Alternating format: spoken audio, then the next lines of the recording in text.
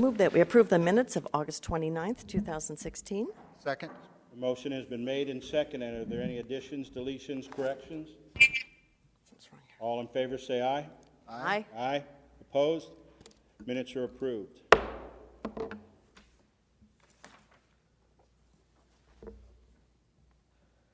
Ron, did you forget to sign up? We have no public comment today. Oh, Bill. And it's not really short, so you're not going to make a record. But I do have one item. As you know, yesterday was the anniversary of 9/11, and has had huge impact on the United States of America. And the honoring of those victims of 9/11 is an important item that we as Americans need to remember and recall. So while I was on a Sunday, we didn't have an opportunity to say anything publicly. I urge you as commissioners to reflect and to remember the sacrifices that were made and the valiant efforts of the law enforcement people during that event. Thank you very much. Thank you. Thank you, Ron. I'll entertain a motion for the notice agenda. I make a motion to approve the notice agenda. That'd be two items. Resolutions number 16-234 with second one is resolution number 16-235. Second. Motion has been made and seconded. Mr. Unzelman. Larry Unzelman, Public Works, speaking to item number 1, Resolution 16-234. Lewis County Code 12.20 and RCW 36.55 require that all utility installations in county road right-of-ways be authorized by a franchise from Lewis County. An application for a franchise has been received from Gladys Larson to construct, operate, and maintain a water pipeline on Coughlin Road right-of-way. The water line is actually in place currently, and this franchise would be a renewal. The application and the materials have been reviewed and seem appropriate for further proceedings.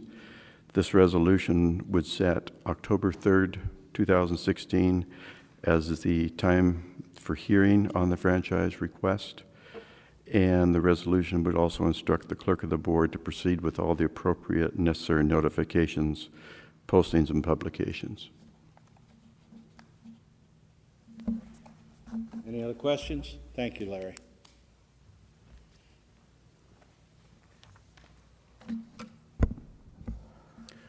Morning, Commissioners. Steve Walton, Central Services Director, speaking to item number 2 on the notice agenda, resolution number 16-235, notice of a hearing regarding the third budget amendment for 2016. Notice of a public hearing will be published in the East County Journal on September 14th and the 21st. The hearing will be held on September 26th. The notice pertains to all funds, including the general fund, and reflects a revenue increase of $13,524, an expenditure increase of $526,252, and a decrease in fund balance of $512,728. The general fund portion of this budget amendment reflects a revenue increase of $16,724, an expenditure increase of $211,363, and an overall use of fund balance of $194,639. Changes to these dollar amounts that are announced in the notice will be highlighted during the hearing. And again, it takes place on September 26th at 10 a.m. when far more details will be provided at that time. Any questions? Thank you much, Steve. Well, we have a motion and a second for the notice agenda. Is there any further discussion? Then I'll call for the vote. All in favor say aye. Aye. Aye. Opposed? Notice agenda is approved. I'll entertain a motion for the consent agenda. I move that we approve the consent agenda with item number 9 added, so it's items 3 through 9, resolution 16-236 to 242. Second. Motion has been made and seconded. Suzette? Good morning, Commissioner. Suzette Smith, Auditor's Office, Financial Services Division, here to present to you agenda item number 3 and 4 this morning. Agenda item number 3 is Resolution 16-236.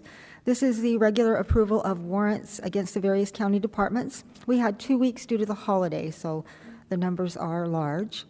We approved warrants number 754-097 through 754-319, 754-538 through 754-591, and 754-679 through 754-808 for 407 regular warrants, total $1,009,199.60.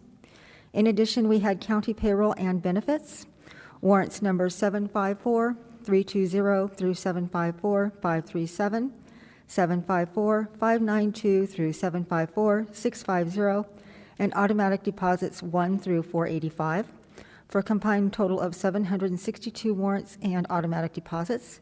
Dollar amount, $3,628,586.32. Agenda item number 4 is resolution number 16-237.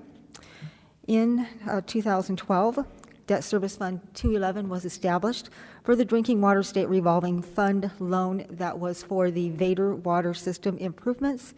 The Vader Water System was in receivership to the county at that time. So we set up the Debt Service Fund to accommodate the debt that would come after that loan grant agreement was completed. That grant agreement was completed, the system improvements were completed, and then Superior Court order gave the water system to Lewis County. At that time, we set it up as an enterprise fund, being a utility.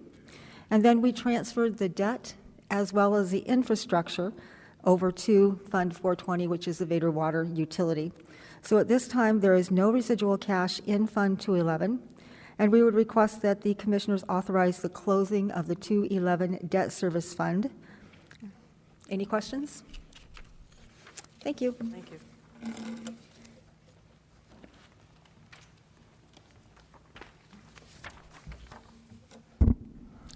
Morning again, Commissioners. Steve Walton, Central Services Director, speaking to item number 5 on the consent agenda, resolution number 16-238, rejecting proposals for the Lewis County Youth Services Center camera and recording systems upgrade project, otherwise our juvenile facility. We reviewed the submissions that were received in response to an RFP, a request for proposals, issued for the juvenile facility back in the June-July timeframe is when we put the initial RFP out. We received two inputs. One was responsive, one was not. The first one was from Justice Systems Corporation of Kent, Washington, in the amount of $333,760, which exceeds the project estimate of $300,000.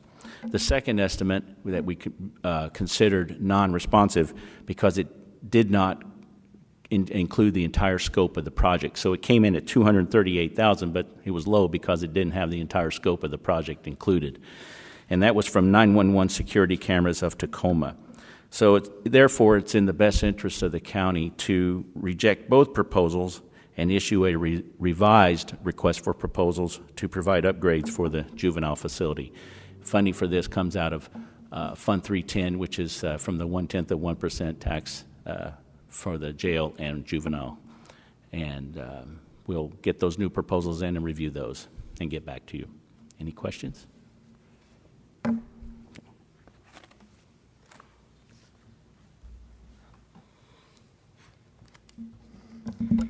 Good morning, Commissioners. Steve Mansfield from your Department of Emergency Management, here to speak on item number 6, Resolution 16-239.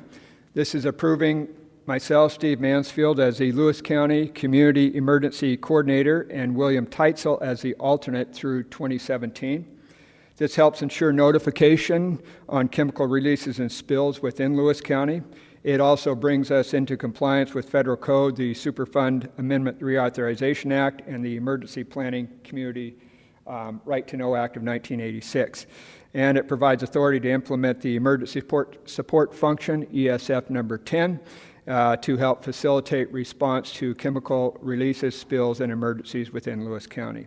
Any questions? I just want to make a comment that I appreciate Danette York making Bill Teitzel available from the Health Department. As do I. Yes, so do we. Thank you.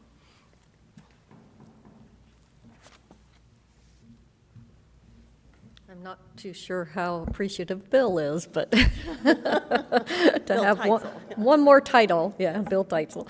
Danette York, Director of Public Health and Social Services, and I'm speaking to items number 7 and 8. So number 7 is resolution number 16-239, 16-240. This is to approve a contract amendment between Lewis County and the Housing Resource Center, formerly known as Lewis County Shelter Program, to increase their funding by $433,029, and this is for July 1st through June 30th of 2017. So this extends the contract through the next fiscal year and provides the funding for that. And they provide homeless and at-risk persons and families services through the Housing and Essential Needs Program for these funds. And once again, we're back to July, and that's because of the process with Department of Commerce, correct? Right. We receive a state contract from the Department of Commerce, so it's a time process. We receive that one, and then we have to create a subcontract with our provider locally, so it takes a couple months to go backwards. Any other questions? Okay, item number 8 is resolution number 16-241, and this resolution will appoint an alternate member to the Veterans Advisory Board. It will be effective immediately, and she will serve as an alternate through June 30th of 2018. Her name is Melanie Workala. Not sure that's how you pronounce it, but Workala. Workala. Okay, thank you. Looked like you knew her, so I thought I would ask that. And she is from Centralia. Thank you.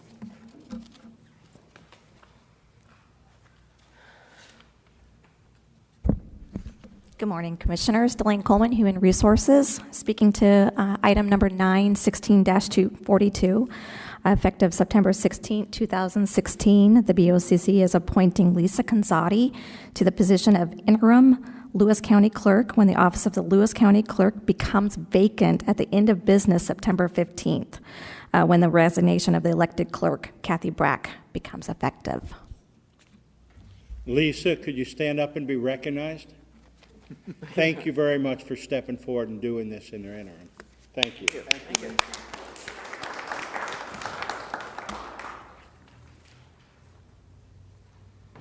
Any further discussion on the consent agenda? I'll call for the vote. All in favor say aye. Aye. Aye. Opposed? Consent agenda is approved. We will have 2 hearings today. Ron Averill has his hand up. We haven't got to the question and answer period yet. On the issue of Ms. Canzati and the clerk's office, I think it's important for the public to know that when someone resigns in office, it is the responsibility of, if it's a political party, of that person's political party to nominate 3 people to be considered for the position. That's done by the Central Committee. Since Kathy was a Republican, it'll be the Republican Central Committee that will interview the candidates. I know there are at least 4, and I understand maybe more, and choose 3 in order of precedence to the county commissioners. And since this position is a county position, the county commissioners will select from them. They are not required to select in the order that are presented. So that'll take place. We will be meeting in the Central Committee on our regular monthly meeting tonight and setting the date for hearing the candidates. So we don't know what the date is for actually interviewing the candidates? Not yet. Okay, I thought maybe it was tonight. So That'll be decided tonight. Any other questions on that process? So the way the hearings will go, we'll start out with a staff report, followed by a question and answer period. After the question and answer period, we will go back and any additional information from or statements from the staff. Then we will open it for public testimony. And the first one looks like it's part of a review of a community development block grant, and the second one will be a traffic ordinance 220. And then we will have then we'll consider whether or not to pass either a resolution or an ordinance. So the first hearing is the final review of the final project performance regarding public services funded by Washington Community Development Block Grant. Danette. Good morning. Once again, for the record, Danette York, Director of Public Health and Social Services. We are here for the public hearing for the closeout of our Community Development Block Grant Public Services Grant, which we received from the Department of Commerce. This hearing was published on August the 24th, 2016 in the East County Journal and on August 25th, 2016 in the Chronicle. So funding was provided to Lewis County, who served as the fiscal agent for this grant, for the Community Development Block Grant Public Services Grant. This period was July 1st, 2015 through June 30th of 2016, and the amount of the grant was $100,874. These funds were then subcontracted to the Community Action Council of Thurston, Mason, and Lewis counties to be used for the benefit of Lewis and Mason counties only. An amount of $3,000 was retained by Lewis County for the administration of the grant. The following services were performed using the funds: referrals provided for services administered by the Community Action Council and other services within each of the two counties, resource referrals, advocacy, support for case coordination, child forensic interviews, and other services for victims of child abuse at the Monarch Center in Thurston County. Total persons assisted for this grant period was 10,462. 1,506 of those were for new access to services or benefits, and 8,956 were for improved access to services or benefits. Any questions? The reason we're doing only a closeout for this community development block grant is because starting in July of 2016, Mason County took over being the fiscal agent for the grant. Normally, we would do the closeout for the previous year and the beginning for the current fiscal year, but we only have to do the closeout since they will now be the fiscal agent. And that's a good thing for us. That is a good thing for us. The services are still going to be performed through the Community Action Council of Thurston, Mason, and Lewis counties. Not much will change, at least not for this grant period, except we will not be administering the grant. Mason County will. Any questions from the board? Any questions from the audience? Any questions from the audience? The press is part of the audience. You can ask a question, Susan. So if there is no questions, we'll end the question and answer period. Danette, would you like your previous statement put into the record? Yes, please. Then we will go on to any other testimony, any other comments. You have anything else to add? No, thank you. Board? Do we have any public testimony? Anybody signed up to speak to this? Are there any other statements? Then I will close the hearing. Thank you. Our next hearing will be traffic ordinance number 220. This is part of the Forest Road school project going on down between in Centralia. And it's establishing school zone speeds and fixing the maximum speed which vehicles may operate in the vicinity of schools in Centralia. Mr. Martin. Thank you. Eric Martin, Lewis County Public Works Director and County Engineer. Speaking on the proposed traffic ordinance 220. This ordinance will establish a school speed zone and fix the maximum speed at which vehicles may be operated over certain roads in Lewis County, defining offenses and providing penalties for the violation thereof. Traffic ordinance 220 would establish a school speed zone adjacent to Centralia High School and adjust the maximum speeds on the following county roads or portions of roads, and that's Borst Avenue, Esham Road, and Mount Vista Road. Pursuant to RCW 4661-415, local authorities are authorized to determine the maximum speeds on roadways based on engineering and traffic investigations. And in addition, RCW 4661-440-2 allows a county to create a school speed zone on a roadway bordering a marked school or playground in which it is unlawful for persons to operate a vehicle in excess of 20 miles per hour. Typically, these school speed zones are limited to 300 feet within the boundary of the school. However, through a traffic investigation and engineering study, we can expand that if it seems prudent, and we have done that in this case. Candy, can you bring that map up? What is it? It's one of the attachments to the packet. There it is. Yep. So I do have some distances on here I can show you. The portion of Mount Vista Road between Esham and Cowlitz, so the portions in red here are the areas that would be designated 20 miles per hour. The area, or Mount Vista Road between Cowlitz and Esham Road there is about 680 feet.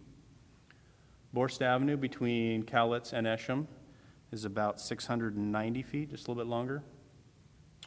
Esham Road between Mount Vista and Borst is 670 feet. And the next portion of Esham Road between Borst and Mayberry is 500 feet. So we are extending a little bit further than the 300. We did that based on an investigation that we did that found that these areas are often traveled by pedestrians, students walking to school. There's not a great amount of shoulder and there's no sidewalks in these areas. And so we felt that this school speed zone was appropriate at this time. We did find that these roads were between 22 and 23 feet in widths. Most of the roads have about a 4-foot shoulder. Let's see here. We also looked at what kind of accidents were in the area over the last couple of years. Luckily, we haven't had a lot of serious accidents. We did have a property damage accident on Mount Vista Road, 2 property damage and 1 injury accident on Esham, and 1 property damage and 1 injury accident on Borst Avenue between 2013 and 2015. Average daily traffic on these roads, Borst Avenue is 2,014 vehicles. Esham Road is 1,394 vehicles, and Mount Vista is 680 vehicles.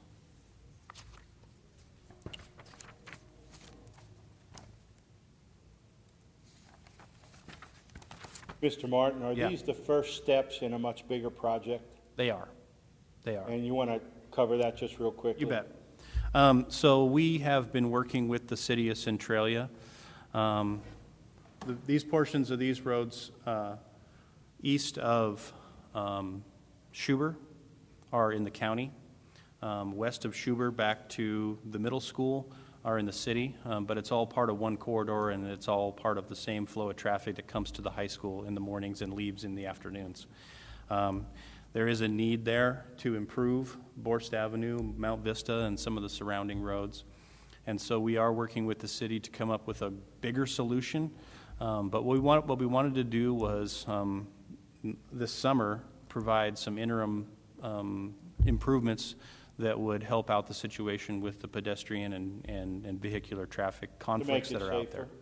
To make it safer, exactly. So this is one step in the process. We're reducing speeds in this area. Borst Avenue is currently 30. Mount Vista and Esham are 25, so it would reduce all those streets in the areas you see here down to 20 miles an hour. We've also done some shoulder graveling out there to try to improve the pedestrian passageway along Borst Avenue. That happened a couple weeks ago. So, yeah, these are interim steps. We're still working on reaching out to the public, finding out what kinds of other improvements would be satisfactory, and then obviously we've got to figure out a way to fund those projects or project. So you're still looking at sidewalks? We absolutely are looking at sidewalks. We're looking at what kind of lane configurations make the most sense out there. That'll all be part of a larger project throughout the coming probably 12 to 18 months before we can really settle on what the project looks like. Does the board have any questions? Are these particular times extending this now, are these from school hours, or what are the specific hours, or is it just a blanket 20-mile-an-hour? The way this is established for this particular situation, I've set this up as a blanket 20 miles per hour. I did that purposefully because I think that not only does the high school get a lot of use during off-peak times, it also, the church right there has a preschool, which gets use during, all times and weekends.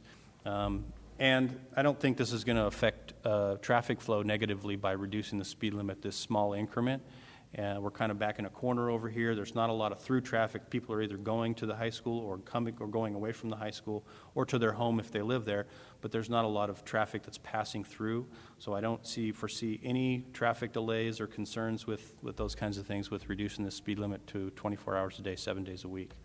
That's not necessarily typical, but in this case, I think it fits. I want to make a comment. Tim Elsey was in charge of this project from the county level, and then you came on, Eric, and you're doing a really good job working with the city of Centralia and the neighborhoods, residents, in working on this particular issue. As we all know, this has been an issue for a number of years, and some of the residents remembered going to work there 25 years ago and said this is a problem. So we're glad we're working on it, glad that the county and the city are working together on making this a better project right now, but know in the future we have other things to be working on in terms of solutions, and that hasn't been determined what the accurate solution is at this point. But with the input from our citizens and our professionals, we will find a solution. That's the goal. Thank you. The only thing that I'll caution you on, and again, it doesn't matter to me one way or another, is the fact that if it's 24/7, 20 miles an hour, I happen to live in a town that has one of those school zones, and I hear about it quite a bit, about Sunday night at 8 o'clock at night or 9 o'clock at night. It's still 20 miles an hour. People are being pulled over there, so I would just throw that out there for just an FYI. So whether the residents, I'm sure the residents of the area will probably be fine with it, but I'm not sure. You might get some negative comments on that possibly, or potentially down the road. So, yeah, possibly. I think the speed change is a small enough increment that it really shouldn't affect people too much. But what it does affect is the fact that that because there are kids that may be using the school to play in the field or whatever during off-peak hours, or just people in the area that are walking. What it does affect is, although getting from point A to point B, it's not going to affect my travel time a whole lot. What it is going to affect is my stopping distance that I have if someone is walking alongside the road and I do need to stop for them. So the difference between 20 and 25 miles per hour, the stopping distance is probably close to 100 feet. So you have a lot more room to stop if you're going slower. So and I want to make that's the goal. Clear, I'm not opposed to it. I know. Because I don't speed. Yeah. That was right. That was not I don't speed through school zones. That was a point that I intended to make, Commissioner, and I just forgot to make, so I thought I'd make it now. Okay. And would you also give the comment about speed bumps? I was interested to hear about the research that's been done with those and how effective they are. Speed bumps can be effective in certain situations. However, what tends to happen with speed bumps is if you don't have enough of them, and then they start to get expensive when you have a lot of them. If you don't have enough of them, people will tend to go over the speed bump and then step on the accelerator to speed up in between speed bumps to make up for lost time. And that's sort of a psychological thing, maybe not an actual thing, but it does happen. And studies have shown that does happen. And one of the biggest things we're trying to avoid with traffic is speed differential. So anytime you have a car that's accelerating or decelerating, or there's other cars going different speeds at the same time, that's when accidents tend to happen. So I'm not a big fan of speed bumps. I don't know that they are the most effective way to control speed. I think there's lots of tools in the toolbox out there. That's just one of them. There are certain situations where they can work. And when I say bumps, I'm really talking about humps or tables, the more modern style speed bumps, not the old little, curb ones. So, but again, as we get into looking at the larger project for this area, I don't think we're going to take anything off the table until, we find out what's going to work. So, Thank you. Any questions from the audience? Mr. Councilman, we are working with the city, and John, you're on the city council. You have any comments about this project? Yeah, thank you very much. John Elmore, Centralia City Council. So this is a big problem, and it's not a simple fix. We understand that it's many dynamics. At our last meeting, I left the meeting and I drove back towards the middle school, and I noticed a lot of telephone poles. So when we think about roads, are we thinking about the adjoining situations such as utilities? So when we start talking about road expansions and this, there's a lot of dynamics, and this is a very complex problem. And so thank you very much for your help. We know that we had residents that lived there since 1969 that were told in 6 months these roads are going to be fixed. So it's a big concern to many people in our community, especially the ones that are attending the school. So Actually working with PUD and Centralia City Light, it's pretty easy to have utilities moved. I'm not saying it's inexpensive, but that's not near as hard as you go down these streets. Every different one has a different easement in front of it. So if you have a narrow road with a sidewalk, we may only have a half dozen easements. Right. If you make the sidewalks on both sides, now you may have as many as 60 easements you have to buy. And the number goes up if you make the road any wider with sidewalks. Right. So you're right. As you come up with different solutions, it gets more difficult to finish. and some new standards are being implemented that make those even harder. So new sidewalk requirements went from 5 feet to 6 feet. And, so I don't know what's going to happen next year, or by the time this project gets to a build out, those may be even worse. I don't know. But thank you very much. We appreciate it. I'm here just to be an observer because a lot of people that I represent in my district, as well as our community, are very concerned about this. School just started. I'm also on the facilities committee for the school. So they're looking at some bonding and rebuilding and some other things. And so that part is playing into some things as too. So thank you very much. Appreciate your help. John. Thank you, John. Thank you. Any other questions? If there are no other questions, we'll close the question and answer period, and we'll ask if you would like your statements be included into the record. yes, please. Is there any other statement you would like to make? No, thank you. Any comments from the board?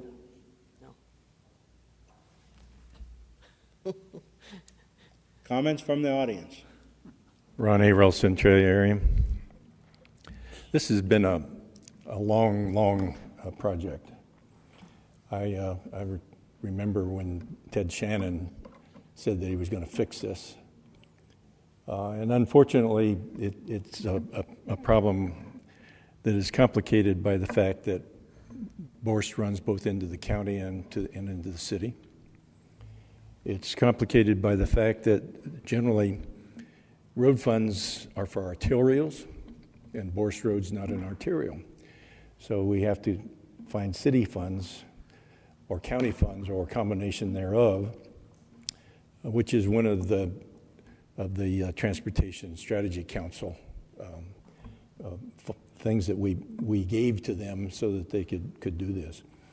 I know that when we were in the early days talking about this, Borst Road was exclusively considered in a wonderful civic project done by the high school and its council, student council.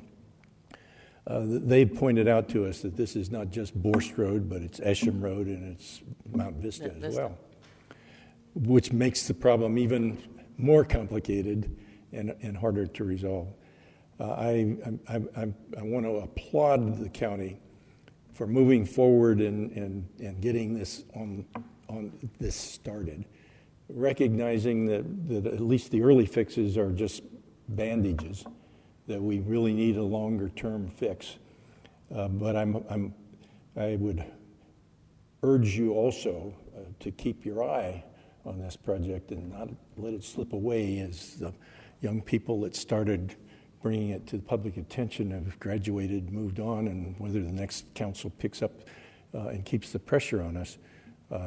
Fixing the overall project is really important.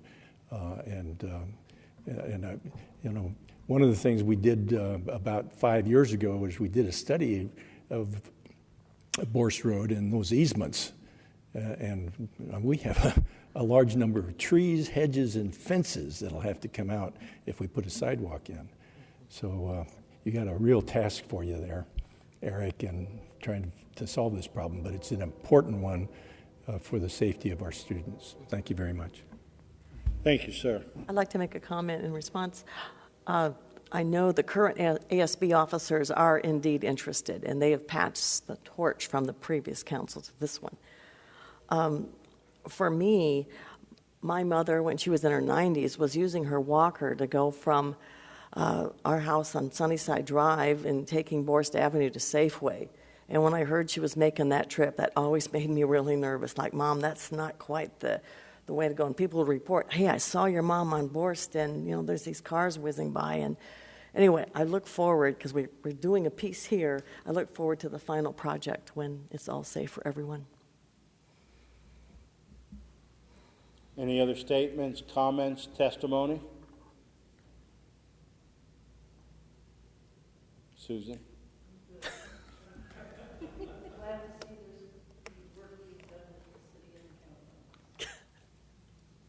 So if no further comments, I will close the hearing on the traffic ordinance number 220, and I will entertain a motion.